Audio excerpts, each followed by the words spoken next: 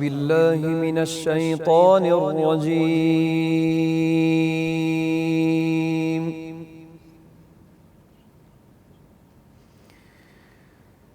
بسم الله الرحمن الرحيم.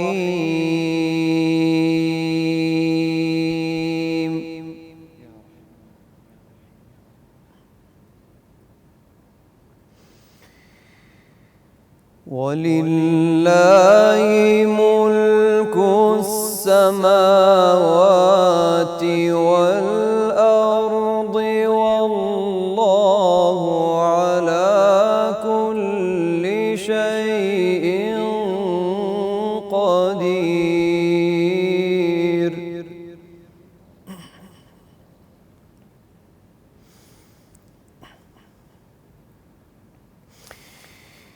إن في خلق السماوات والأرض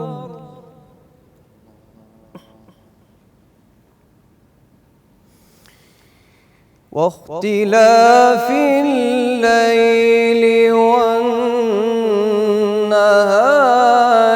لآيات لأولي الألباب.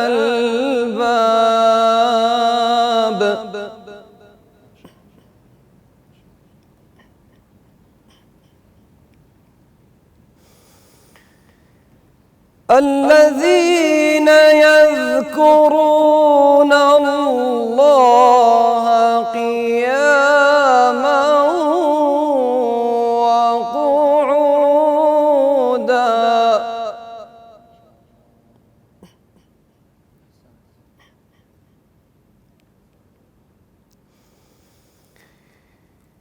وقعودا وعلى جنوبهم ويتفكرون في خلق السماوات والأرض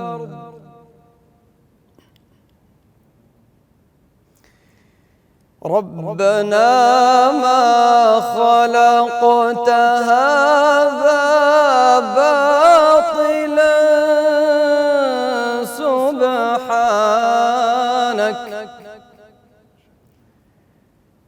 سبحانك فقنا عذاب النار.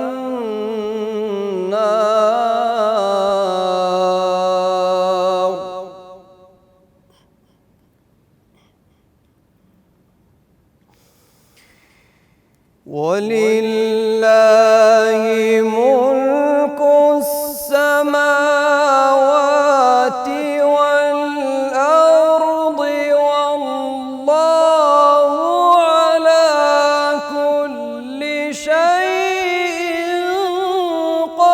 قدير.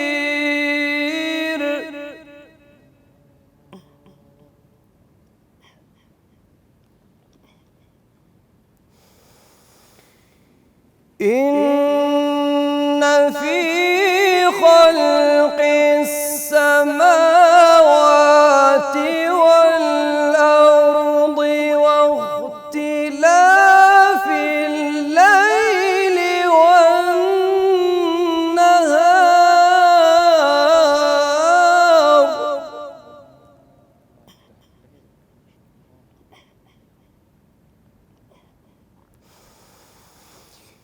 واختلاف الليل والنهار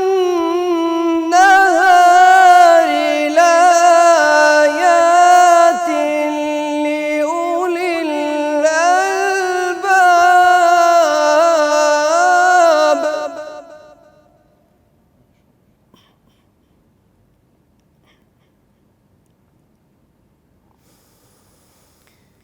الذين يذكرون الله قياما وقعودا وعلى جنوبهم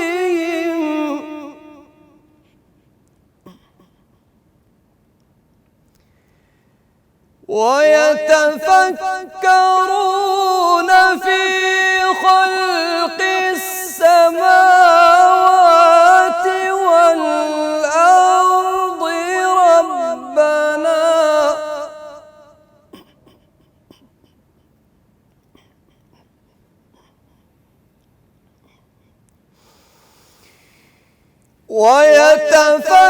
ويتفكرون في خلق السماوات والأرض ربنا ما خلقت هذا باطلا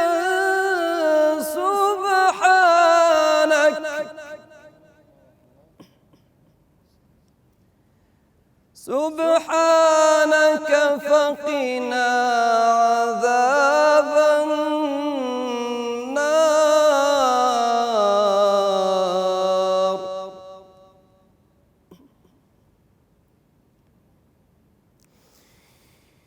ربنا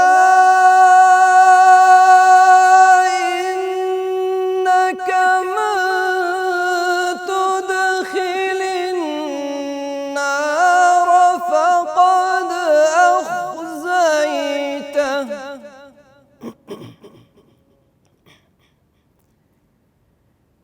وما للظالمين من أنصار.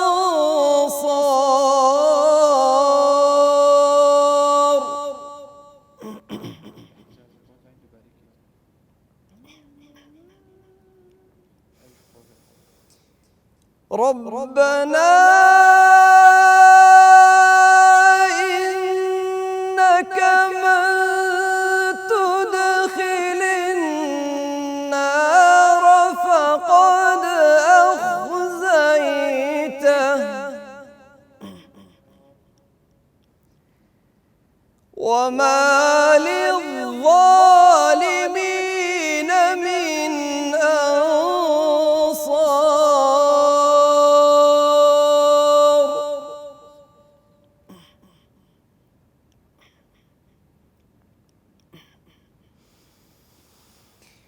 ربنا إننا سمعنا مناديا ينادي للإيمان أن آمنوا بربكم فآمنا.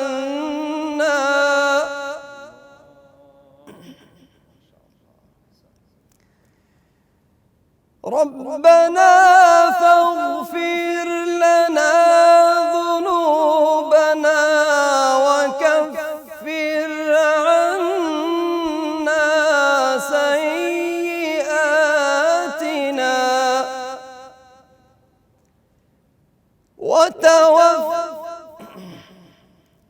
وتوفنا مع الأبرار.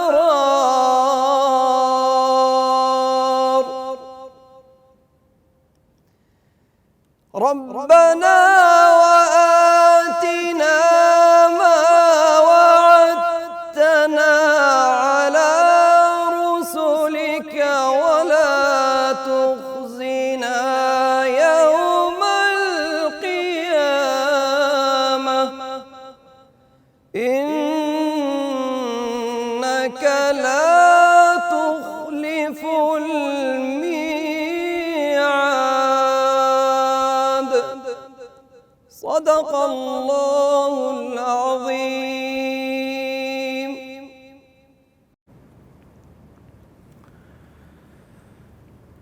بسم الله الرحمن الرحيم. الحمد لله والصلاة والسلام على رسول الله وعلى آله وأصحابه ومن والاه. رب اشرح لي صدري ويسر لي أمري واحلل عقدة من لساني يفقه قولي. اللهم اجعل القرآن العظيم ربيع قلوبنا وشفاء صدورنا وجلاء همومنا وأحزاننا. زين به لساننا وجمل به وجوهنا وقوي به أجسادنا وثقل به موازيننا يوم العرض عليك يا أرحم الراحمين. بینەران و بیسەران و خۆشەویستانمان سەلام و ڕەحمەتی خواتان لێبێ. ئەم کاتە و هەموو کاتێکتان باش، داواکارم لە خوای پەروەردگار تاعەت و عیبادەت و پەرستش و ڕۆژ و نوێژی ئەم مانگە پیرۆزەمان لێ قبوڵ بفەرمێت و بەدەستی خاڵی نەمانگێڕێتەوە بارەگای خۆی و بیکات بە توێشوێک بۆ قیامەت و ساحەی مەحشەرمان ئینشاءالله. خۆشەویستان و بەڕێزان، لە ئەڵقەیەکی نوێی بەرنامەی سەدای زێڕین بە خزمەتتان شا دەبینەوە لەگەڵ میوانێکی ئەزیز و خۆشەویست و سەدا زێڕینێک و دەنگخۆشێک لە دەنگخۆشەکانی شاری سلێمانی خۆشەویست، ئەویش مامۆستای قورئان خوێن ئیدریس کوردیە. مامۆستا ئیدریس هەر لە تەمەنی لاویەوە دەستی کردووە بە قورئان خوێندن و ئاشنایەتی لەگەڵ قورئان و ئاەتەکانی قورئان و مەقامات و هەروەها جۆرەکانی خوێندنی تیلاوە و تەرتیل و جۆرەکانی بانگدان و مەقامات تیایدا شارەزایی پەیدا کردووە. بۆ ئەوی زیاتر مامۆستا ئیدریس بناسین، هەروەها بزانین چێیە و چکارەیە و خەریکی چییە، لەکوێوە دەستی کردووە بە قورئان خوێندن و چێ پاڵنەر و پاڵپشتی بووە بۆ ئەم بوارە جوانە کە هەمیشە ئێمەی موسڵمان شانازیەکەین بەم کتێبە پیرۆزەوە کە قورئانە خوای پەروەردگار بۆی نازڵ کردوین لە پێناو ڕاستکردن و دروستکردنی ژیان، هەروەها جێبەجێکردنی ئەو فەرمان و فەرمایشتانەی کە خوای پەروەردگار لە قورئانی پیرۆز بۆی نازڵ کردوین. پێکەوە مامۆستا ئیدریس بەخێرهێنین بۆ بەرنامەکەمان، موفق بێت، سەرکەوتوو بێت، جاریشکە بەخێر بێنەوە، دەنگتان وەرزێ. زۆر سپاس مامۆستا گیان. بسم الله الحمد لله والصلاة والسلام على رسول الله. مامۆستا محمود زۆر سپاس بۆ جەنابەت بۆ بەرنامە جوانەکەت، بۆ ستافە بەڕێزەکەت، خی گەورە پاداشی خێرتان باتەوە. من براتان ئیدریس حەسەن شەریف ئەلکوردی لە ساڵی 1991 لە گوندی وێنە سەر بە قەزای پێنج لەدایک بوو. تەمەند درێژ بی ئینشاءڵڵا. بەخێر بێ بۆ دنیای جوانی، ئەم دنیایی کە تۆ هەڵبژاردووە هەڵبەتە بەدەستی هەموو کەسێک ناگا و فعلەن ئەوەی کە ئەمڕۆ دەنگخۆشە خوای پەروەردگار ئەو فەزڵی پێبەخشیوە، ئەشێ دوو سەرەیە لە دوو شێوازی جیاوازە بەکار بهێنرێ، بەشێکیان قورئان و بانگ و ئەم سێکتەرە جوانەیە الحەمدولیلا، بەشەکەی تریشان وەک ئەزانین خوا پەناماندا ئینشاءڵڵا بواریکی ترە. مامۆستا لە تەمەنی چەند ساڵیەوە دەستت کردووە بە قورئان خوێندن، کەی هەستت کرد خوا ئەم بەهرەی پێبەخشیوی؟ طبعا مامۆستا سەرەتا سوپاسی خی گەوراکەین کە هەڵی بژاردین و بە ئەوەی کە خوێنەری کەلامە شیرینەکەی بین الحەمدولیلا. پاش فەزڵ و منەتی خی گەورە من هەر لە تەمەنی مناڵیەوە ئاشنا بووم بە قورئان لە تەمەنی سەرەتاییەوە و دواترش بە پێی مەراحیل لەگەڵ یا هاتوین لە تەمەنەکانی لە دوای 15 ساڵیەوە ئاشنا بووین بە جیهانی قورئان خوێنە گەورەکان و ئەو عیلمە تازانی کە ئێستا زۆر بەردەستن وەکو مقامات و قیراءە و ئەم شتانەمە الحەمدولیلا بە فەزڵی خی گەورە هەر شتێک کە پێویست بوو بۆ ئەم مەجالە لە دوای فەزڵ و منەتی خی گەورە هەوڵمانداوە فێری بووین و خوێندومانە هەتا ئەم ڕۆژکە لە خزمەتە ناوتانای. دەست خۆش بێخوا. مامۆستا ئیدریس، هەڵبەتە من بۆ خۆم مەسەلەن لە ماڵەوە باوکی ڕەحمەتیم ئینشەڵڵا لەگەڵ مردووی حازریە خوا لێی خۆش بێ، زۆر هەوڵی ئەوەیەدا کە ئێمە ئەم بوارە هەڵبژێرین، هەر بۆیە مەسەلەن لە مەدرسەی شەریعەوە دەستمان پێ کرد، لە حوجرەوە دەستمان پێ کرد، دواتر چوینە شەریعە، لە شەریعەوە چوینە دەرس و دەوری قورئان، دەرس و دەوری مەقامات، کۆمەڵێک شت لەم بابەتە. مامۆستا ئیدریس کێ پاڵپشتی بوو و کێ وای لێ کرد ئەم مامۆستا ئیدریسە بێ؟ طبعا مامۆستا گیان وەکوتمان پاش فەزڵ و منەتی خی گەورە من باوکم کەس و کارم الحەمدولیلا خەڵکی ئاینین الحەمدولیلا. باوکم لە تەمەنی مناڵی من مناڵ بوو، 9 ساڵ وفاتی کردووە خوا لێی خۆش بێ لەگەڵ مردی حازریە.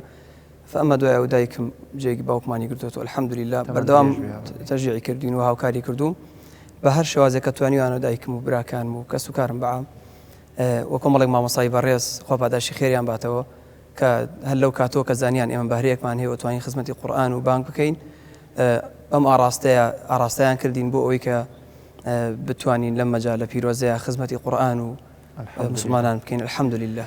ئەوەی کە من بیزانم نازانم وتەیەک هەیە ئەڵێ کاسب حەبیبی خوایە، واتە خۆشەویستی خوایە.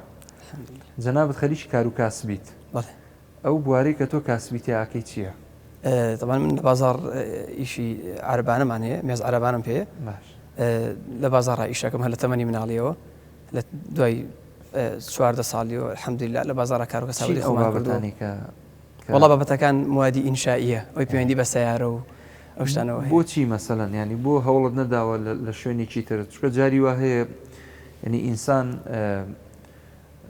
خی گەورە فەرمێەوە ئەمما بنعمەتی ڕەبیکە فەحەدث ئەو خوا ئەو نعمەتەی پێبەخشیوی زۆر جار تووشی سەرما و گەرما ئەبی ڕەنگە دەنگت عزیەتی بگا ڕەنگە لە کاتی هاوارکردن بۆ ساخکردنەوەی شتومەکەکانت هەرچەند ئێستا هەندێک ئامێر هەن بۆ ئەو بوارە بەڵام دوجار ماندووبوون و زۆر چوونە سەرکار و ئەوانە هەوڵت نەداوە لە بوارێکی ترە خەریکی کار و کاسبیەک ببی یان ئیلا حەزت بەو ئیشەی خۆت بووە کە لە مناڵیەوە دەست داواتێ وەڵا بە تاکید مامۆسای بارێت وەکو جەنابەت فەرمووت ئێمە لە واقعەکژینە بێ خۆمانی لەگەڵا بگونجێنین ئێمە ڕاستە خی گەورە فەزڵداری کردبوو کە ئەهلی قورئانین و دەنگمان خۆشە و وەکو جەنابتان ئەڵێن بەڵام بەڕاستی زڕۆفەکە ئێمە وا ئەخوازێت کە ئێمە بۆ ئەوەی کە تەنەزول لە قورئانەکە نەکەین و لە دینەکەمان نەکەین ئەبێت پشت بەستین بە کەسابەتێک و بۆی کە بتوانین بەردەوام بین و ئیشەکەمان بڕێ بکەین حەڵاڵ و ڕەنجی شانی ئەوە پیشەی پێغەمبەران بۆ علی ناوعلی سەڵات وەسەلام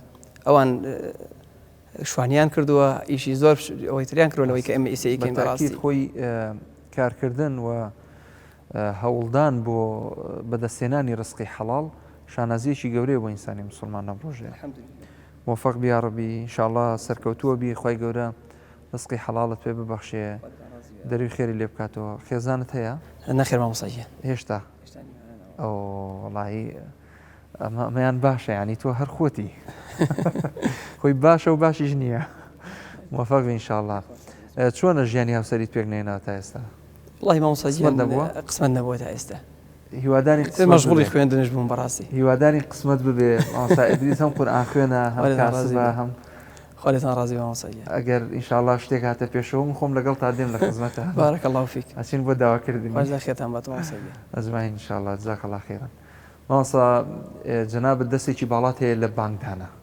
زۆر جار لە مزگەوتەکانی ناو بازار لە شوێنان لە کاتی نوێژی جمعەیە بینیومە مەسەلەن پێشوازیان لێ کردووی بۆ ئەوی بانک فەرمی و تەبەقەشت واتە ئاستی دەنگت لە بانکدانا زۆر بەرز بووە الحەمدوللیلا وەش فەزلی خۆیە ئەتوانی بانجێکمان پێشکەش بکەی لەو ڕیتمە بانگەی کە خۆت حەزت پێی هەیە و زیاتر مەسەلەن لە مزگەوتەکانە بۆ شێوازە بانگەدەی بەسەر چاوی ئینشاءڵڵا خۆش بێت دواتر قسە لەسەر یەکەین ئینشاءڵڵا شتیان بەخۆی گەورە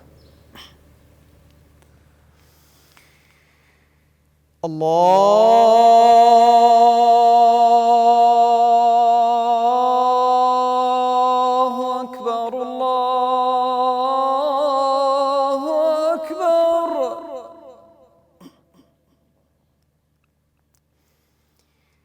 الله أكبر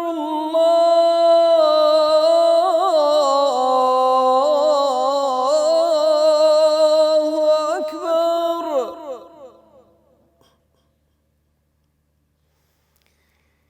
أشهد أن لا إله إلا الله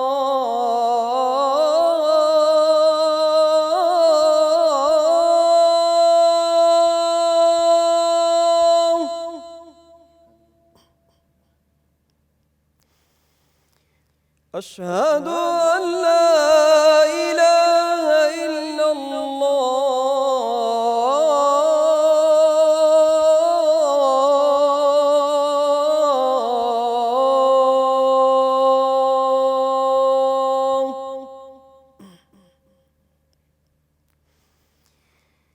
أشهد أن محمد رسول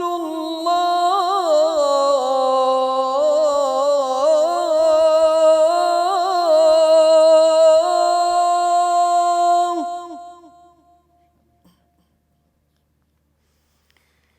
أشهد أن محمد رسول الله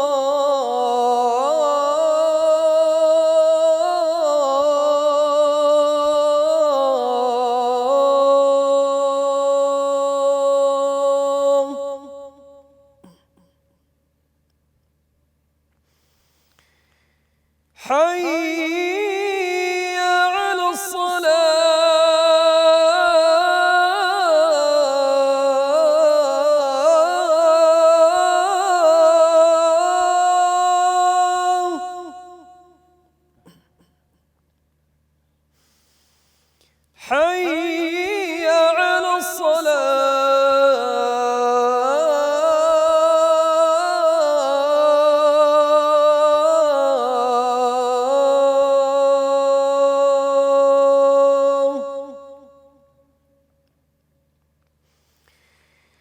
حي على الفلاح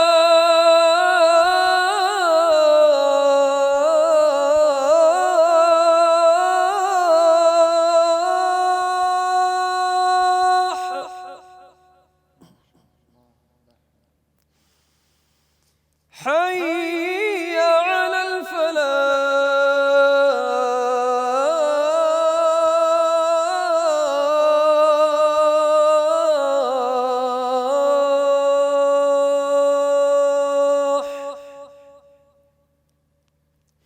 الله أكبر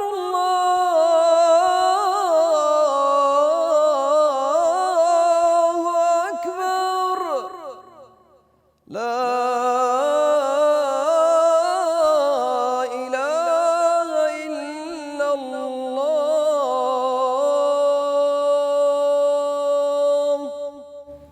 ما شاء الله أحسنتم وبارك الله فيكم وطيب الله أنفاسكم. خی گەورە هەمیشە دەنگ زوڵاتان کە مامۆستاگیان. مامۆستا ئەگەر پرسیاری ئەوە بکەم جیازی لە نێوان بانگەکانە چییە؟ بۆ نمونە ئێمە کۆمەڵێک ڕیتم و تۆنی جیازمان هەیە لە بانگە. هەر بۆ نمونە لە سعودی ئێستا ئەم بانگی کە جەنابەت فەرمووت ئەمە بانگێکی مەکی و مەدەنیە تقریبەن تێکەڵە. ئەم بانگانە جیازییان هەیە بە ڕای تۆ لەگەڵ وڵاتانی تر بۆ نمونە ئێستا لە عێراق بە تۆنی عێراقی بانگەدرێ، لە ئێرانە بە شێوازی فارسی بانگەدرێ، لە تورکیا بە شێوازی خۆی، لە یەمەن و حیجاز و ئەو منتیقانە شێوازی خۆی هەیە. ئەمە بۆچی جێڕیتەوە جەناب؟ والله مامۆستاگیان طبعا جۆری بانگەکان وەکو جەنابەت ئاماژەت پێ کرد لە عێراق جۆرێکی نەمەتی سەوت هەیە، لە حیجاز نەوعەکە، ئەچیتە میسر نەوعەکە، یەیتە ئێران، تورکیا، ئەمانە چی ئەیگۆڕێت بەڕاستی ینی سروشتی دروستبوونی ئینسانەکان. ئێستا مەتیقی خۆمان کە عێراقە کە بانگە دەن بۆ بانگی خۆمان جۆرێک لە حوزنی زۆر پێوە دیارە و ئەچیتە میسر سەیرەکەی بانگەکان تۆزێت سەریعترە. مامۆستا ئەوەی من هەستم پێ کرد دەبێت لە عێراقا زیاتر مەقامەکان دەوڵەمەندە بۆ بانک، یعنی ئەتوانی مەسەرەن بە کۆمەڵێک شێواز بانک بدەیت. ئەمما لە سعودیە بوون یان لە میسر لەم دوو شوێنە بە تایبەت کۆمەڵێک مەقاماتی تایبەت و محەدەد هەیە بۆ بانکدان، لەوە ناترازێ، لەوە ناڕۆنە دەرەوە. تۆن مامۆستا ئەگەڕێتەوە بۆ یەکشت ئەو مەقامانەی کە دیاری کراون بۆ بانک ئەو بابەتێکی زۆر گرنگە بەڕاستی، ئەو مقامانەی کە زۆر معنین بۆی کە بانگی پێ بدرێت، سەوە کە زۆر دیارە مقامی حیجاز زۆر دیارە بۆ بانک، مقامی ڕاست بۆ نمونە بەیات، ئەم سێ مقامە بە تایبەتی هەندێک جار کورد و بەیاتش، ئەم سێ چوار مقامە زۆر دیارن بۆ بانک و زۆر تەرخانش کراون بۆ بانک. ئەوانی تر زۆر خەڵک ینی حەزی لێ ناکایە بۆ گونجاو نین بۆ بانک. کێ لە لای مامۆستا ئیدریس ڕقەمیەکە لە بانکدانە لە عالەمی ئیسلامیە؟ واللهی لە بانکدانە مامۆستا بگەڕێنەوە بۆ شێخە کۆنەکان بەڕاستی بۆ ڕەحمەتی خۆیان لێبێت. ئەگەر سەیرەکەی مقامەکانش فەرقیە، لە مقامی ڕەستا شێخ عەبدولباسطە، ینی ولا منقاری ئەکۆنەکانی تر کە ئەبولعینین بانگێکی هەیە زۆر بەناو بانگە، شێخی منشاوی بانگی هەیە زۆر بەناو بانگە. ئەین بەڕاستی ئەمانە دیسان بوون دۆ سەرچاوە بۆ ئێمە. هەوڵت داوە تا ئێستا تەقلیدی هیچ کامیان بکەیتەوە؟ واللهی من زۆر وەکو خۆم حەزمە بانگی حیجازە. بانگی حیجاز؟ ئەرە وەڵاوی کە پێشکەشم کردن ئەوە زۆر تێقاڵ بمەوە، زۆر حەزشم لێری بەڕاستی. ئێستا لە زمنی قوڕائی ئەمڕۆ بڵێن لە قەدیمەکان ناخوالیان خۆش بێ، ئەوانەی کە ئێستا هەن هەم لە کورد هەم لە دەرەوەی کوردستان، شێخ ئیدریس دەنگی چی بەلاوە خۆشە و چێ بە مامۆستا ئەزانێ؟ واللهی لە کوردستان الحەمدولله قورئان خوێنی زۆر باشمان هەیە، خی گەورە تەمەند درێژیان کە یا ڕەبی هەمیان باشن، الحەمدولله هەمیان لێمە باشترن. ناو ناهێنی کەس نەڵێ شکا بەخوا هەمیان برادر ڕەفیقمانن، عاجزە بن هەمیان ماشا الله، ینی سپاس بۆ خوای گەنجی کورد وای لێ هاتووە لە هەر جێگایك لە قساکەی لەگەڵ هەر کەسێکە لە دەرەوەی ئەم کوردستانێک سەر لە قاریئی کورد من خۆم چوومە دەرەوە، ینی بەڕاستی دیارن الحەمدولله فەزلی خوایە. لە چوونە دەرەوەت بۆ وڵاتی قەتەر ڕۆشتووی؟ بەڵێ چوویتە وڵاتی قەتەر؟ کوێیتر؟ والله لە سعودیە الحەمدولله داوەتکراین قورئانمان خوێندووە، لە لە وڵاتی قەتەر قەتەر وەکو پێشبڕکێ ڕۆشتی بەڵێ مسابقەیەک هەیە کە تاڵە ئێمە 2 ساڵ الحەمدولله خۆی گەورە فەزلی پێدانتیایە سەرکەوتوو بووین و مڕەشەح بووین بۆ نهایی بەڵێ لە کورد هەر تۆ بەشدار بووی لە کورد نەخێر من و مامۆستا ڕاستی ڕەفیقم لەگەڵما بوو و کاکتۆر کۆچەر هاتبوو و کۆمەڵێک بەڕێزی ترش هاتبوون لێرەوە سڵاو ڕێزمان هەیە بۆ مامۆستا قورئان خوێنە بەڕێز و خۆشەویستان خۆی پەروەردگار ئینشاءالله تەمەنیان پڕ کات لە خێر و بەرەکەت بۆ خزمەتکردنی قورئان. باشە مامۆستا ئیدریس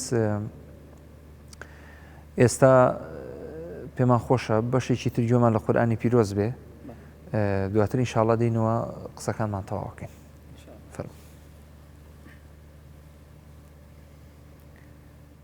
أعوذ بالله من الشيطان الرجيم ولقد آتينا لقمان الحكمة أن اشكر لله ومن يشكر فإنما يشكر لنفسه ومن كفر فإن الله غني حميد وإذ قال لقمان لابنه وهو يعظه يا بني لا تشرك بالله إن الشرك لظلم عظيم ووصينا الإنسان بوالديه حملته أمه وهنا على وهن وفصاله في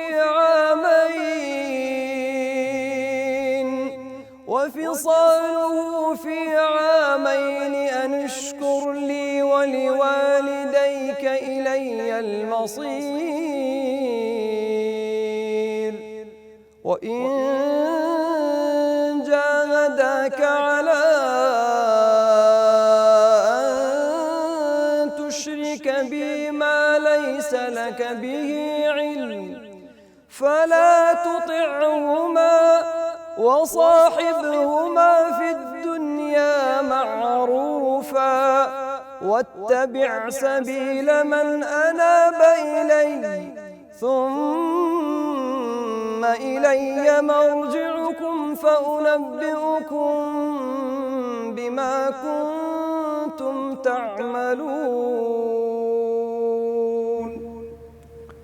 ما شاء الله جزاك الله خيرا. ئەم شێوازە لە خوێندن شێوازی ئیمامەتە مڕەتەلە. جەنابەت پێشنەژیت کردووە؟ الحەمدولله بەڵێ. لە چی مزگەوتێک؟ والله الحەمدولله لە زۆر مزگەوتمانی بە دیاریکراوی بەڵام لە زۆرێک لە مزگەوتەکان کە ڕۆیشتوین نوێژخوێنان و مامۆسایانی بەڕێز پێشوازیان لێ کردوین بە دیاریکراوی مزگەوتی خێرخوازان و مزگەوتی ئەحمەدی حاجی عەلی و زۆرێک تر لە مزگەوتەکانی سلێمانی الحەمدولله تیایە ئیمامەتمان کردووە. ماشا. کۆمەڵە قاریمان هەیە لە عێراق دەنگیان خۆشە هەم لە کۆنەکان هەم لە تازەکان. لە کۆنەکان خوا لێیان خۆش بێ شێخ وەلید ئیبراهیم و شێخ حافظ خەلیل ئیسماعیل و کۆمەڵە قاری ئیتر هەبوون ئێمە فریان نەکەوتین بەڕاستی بگەینە خزمەتیان و لە حزوریانە قورئان خوێنین و دەرس و دەور بکەین. لە تازەکان کۆمەڵە قاری ئیترمان هەیە بنمونە محەممەد ناسر عەزاویمان هەیە بنمونە محەممەد ڕیاض ئەلجبوریمان هەیە کە هەم میوانە لە بەرنامەکەمانە لە سەدای زیێڕین. کۆمەڵە قاری ئیتر یعنی مەسەلەن شێخ عامر کازمی هەیە و ئەویش لە بواری خۆی توانایەکی باشی هەیە. ئەم قاریئانە شێخ ئیدریس تەواسولی هەیە لەگەڵیان چاک و خۆشی هەیە لەگەڵیان دێن ئەڕوا بۆ لایەن بۆ بەغدا و بۆ ئەو شوێنانە یاخودنا؟ وەڵڵا الحەمدولله لەگەڵ زۆربەی قورئان خوێنەکانی کوردستان و عێراق پەیوەندی باشمان هەیە. ئەوەی کە من بە خزمەتیان گەیشتم شێخ محەممەد ناسر عەزاوی کە یەکێکە لە باشترین قورئان خوێنەکانی ئێستای عێراق بە تایبەتی ڕاستی پیاوێکی زۆر شارەزایە لە مقامات و لە قورئان پێویست ناکەم مەوسوی بکەم. هاتووتە سلێمانی ئێمە لێرە لە خزمەتیا بووین لە فیستیڤاڵی خاڵ و لە بەغدادش کە ڕۆیشتوم لێ کۆمەڵی قورئان خوێنمان بینیوە و یەکێک لەوانش کە ئێستا زۆر لە مسابقەکانی عالەمە نتیجەی باشی هەیە ڕەفیقی عەزیزمان شێخ سەباح خەلەف کە خەڵکی سامەڕایە ماشاءالله صاحبی دەنگی زۆر تایبەتە حتا لە مسابقەی کەتاڕا لە وڵاتی قەتەر پلەی یەکەمی بەدەستهێنا ماشاءالله ماشاءالله بەڵێ لە زۆر بێ مسابقەکانی تری جیهان یعنی عێراق پلەی یەکەمی بەدەستهێنا لەو مسابقە لەناو 2700 متسابقة دواتر 100 نەفەر مرشح بوو شێخ سەباح خەلەف توانی پلەی یەکەم بەدەست بێنێت شێوازی عێراقی یاخود شێوازی میسری بەس ماشاءالله خاوەنی قیرائەیەکی زۆر تایبەتە لەگەڵ مقاماتی تر وای لێ کات کە مقلدەیان تایبەت بەخۆی شێوازێت لە تێکەڵیە یعنی تێکەڵە ینی هەموو قاریەکان بێکەوە گرێ ئەدات و لەگەڵ قورآنەکەشە سبحان الله ینی وای کرد لە حەکەمەکان کە بەڕاستی قەڵەمیان دانابوو گویان لێگەر کۆمەڵە قاریئی میسر هەیە ئاشنایەتی چۆنە لەگەڵیانە وڵای قاری میسرەکان زۆربیان الحەمدولله ئەوانەی کە زۆر دیارن و شایعن لێرە لە سلێمانی کە هاتوون بۆ ئێرە لە خزمەتیان نابووین شێخ ئەبوو العینین شێخ نوعینە و شێخ بەسیونی و شيخ حجاج الداوي وشيخ طه نعماني وزوبيان الحمد لله لخزني شيخ محمود شحات دنجي خوشة تأسان هولتان ندوا والله هول زود درا وبلام نايب العراق نايت نازانم بو أي لإيرانا والله قرآن خونا كان إيران ما شاء الله جايت إيران اسم نفسي ولاتي مصر يعني كم الله قرآن خوين زو باش يعني هي ما شاء الله چم کەم ئاشنایم لەگەڵ بەس پارچە بۆ دێم تورکیا والله لە تورکیا زۆر تێکەڵیم لەگەڵیان ڕاستە مامۆستا کۆمەڵێک گەنج هەیە ئەمڕۆ زۆریان حەز لێیە لە دەرس و دەورە فێری قورئان بن هیچ دەستگا موئەسسەیەک هەیە جەنابەت هەوڵت داوە مەسەلەن لە سوچێک لەم سوچەی کوردستانەوە مەکتەبێک دەستگایەک شوێنێکتان هەبێ بۆ فێرکردن و لەبەرکردنی قورئانی پیرۆز مامۆستایان شوێنی تەحفیز و تعلیمی قورئان زۆر لە کوردستانە فەئەما جێگایەک بە دیاریکراوی بۆ ئەوەی کە قورئان خوێنەکان کۆ بکات و ئەو گەنجانەی کە یعنی خولیان ئەوەیە کە بنە قورئان خوێنێکی باش کۆیان بکاتەوە بە شێوازێکی ئەکادیمی پێ بگەێنرێن ئەو جێگایە هەتا ئەم دەقەیە یعنی بەڕاستی نییە ئەگەر هەش بێت یعنی زۆر کاڵە من وەکو خۆم لە مەدرسەیەکا خەریکم خەریکی زیادە تەحفیز و تعلیمی قورئانم ئێمە دوو سنتەرمان هەیە لە سلێمانی یەکی لێکی باشتر الحەمدولله زۆر مامنون هەم سنتەری نوری حیکمە هەمیش سنتەری ئیقرا خوای پەروەردگار ئینشاءالله تەمەنی هەردوو ئەو برا بەڕێز و خوشکە ئازیزانە درێژ بکە کە لەو سنتەرانە خەریکی دەرز و وانەوتنەوەن لە بواری قورئاندا موفق بن مامۆستا قسەتان چییە بۆ ئەو گەنجانەی کە لە کۆتاییە تەمان کۆتایی ئەڵقەی بەرنامەکەمان قسەتان چییە بۆ ئەوەی بە گەنجان بڵێن خۆتان خەریکی ئەم بوارە بکەن سەرخاڵی شتی ترمە بن لە تیکتۆک و ئینستاگرام و ئەم شوێنانە ئەگەر نازانی قورئان بخوێنی شەیری کە بڵاوی کەرەوە ئەگەر ئەزانی بیخوێنی خۆتی پێوە سەرقاڵکە خێریکی زۆر نەبڕاوی هەیە خۆم قسەکەم کرد تۆش تاویکە بۆیان وڵا جا من هەموو جارێک بۆ گەنجانێک کە لە خزمەتیان هێن دەرزیان پێڵم پێم وتومە هەر لە ئێستۆکاتی و لای ئێمە هەتا ئەو ڕۆژەی کە خوای گەورە تەمەنت کۆتایی پێدێنێت لە خزمە قورئانە بە حەجی زەرەر دەکەێت ئێمە بەدەژمێرین لێرە ئامۆژگاریانەکەین بەڕاستی چارەسەر نییە گەڕانەوە بۆ قورئان نەبێت یعنی ڕۆژانە خەڵک گەڕێتەوە بۆ لامان گەنج دێت دەڵێ مامۆستا هەچی خراپەکاریە تاقیم کردوتەوە هیچی بەقەدەر ئەم سەعاتە خۆشگوزەران نەبووین کە لە خزمە قورئان بوون بۆی ئامۆژگاری هەموو گەنجەکەین کە بگەڕێنەوە بۆ قورئان خوای گەورە عاقبەت خێری هەموو لایەکمان بکات و هیدایەتی خێری گەنجەکانمان بە ئینشاءالله ئامین یا رب العالمین ئینشاءالله بآياتك إن الله وملائكته يصلون على النبي ختامي أكين بمسك باجمان لدنقد ببلكو أم بارتي وربيجيريو الرجاني هينيشا إن شاء الله بدري بجوي خلشي مسلمانة إن شاء الله فرم أعوذ بالله من الشيطان الرجيم إن الله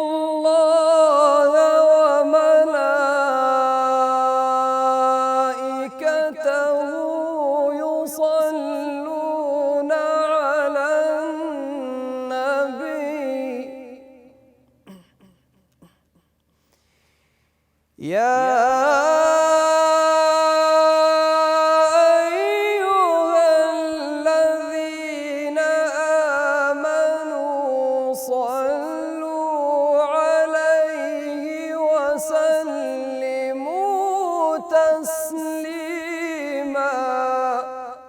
اللهم صل على سيدنا محمد وعلى آله وصحبه أجمعين دەست مامۆستاگیان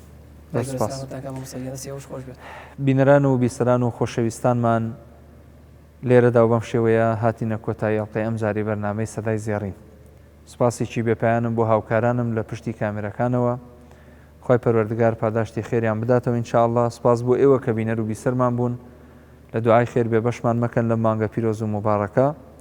تا ئەڵقەیەکی تریان بەرنامەیە بەخوای تاک و تەنهاتان ئەسپێرم. ئەسەلامو عەلەیکم وەڕەحمەتوڵڵاهی وەبەرەکاتوه.